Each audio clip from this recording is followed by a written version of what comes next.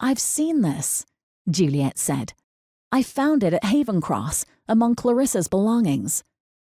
Winifred pointed to the dark-haired woman.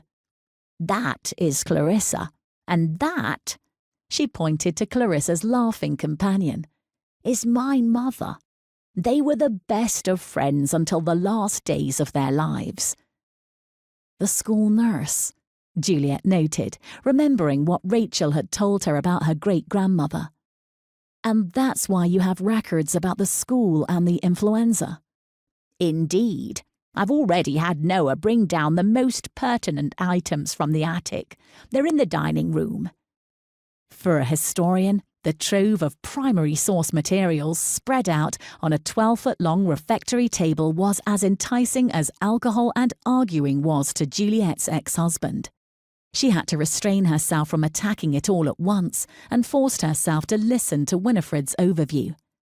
"Here is the school register for 1918, the curricula vitae of the teachers and staff, maps of the dormitory wings with boys' names penciled in, copies of the rules and regulations, standard curricula by year, etc. Also, my mother's diary and casebook, covering November 1918. Juliet was itching to open that casebook, but she forced herself to pay attention as Winifred indicated a number of newspapers encased in clear plastic. "Local reporting during that last autumn of the war. Lots of good background details about domestic and farm life here at the time. And then, of course, all the news about the pandemic, including casualty lists by area and week." "This is perfect," Juliet said. "You won't mind me coming over to research for a week or so?" Winifred laughed. "Trying to work here would be a waste, what with 3 active boys running around. You came by car? I'll have Noah help you load the boxes. Keep them as long as you'd like." She stepped out for a minute to ask Noah. Juliet assumed he was one of Rachel's sons, and Juliet ran her fingers lightly over the items spread across the table. When Winifred returned, Juliet asked, "What's this?" while touching the cover of a vintage photo album.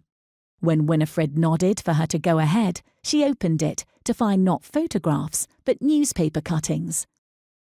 Local boy missing in storm.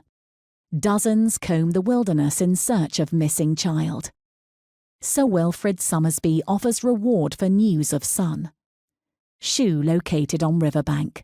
Thomas Somersby presumed drowned. Juliet looked at the dates, all 1907. If she remembered correctly, Sir Wilfrid had been Clarissa Somersby's father, which meant the lost boy had been her brother. This had not been one of the, admittedly few, stories her mother had passed on. "Is this where the Havencross ghost story comes from?" asked Juliet. "Oh no, the ghost sightings go back much further than Thomas.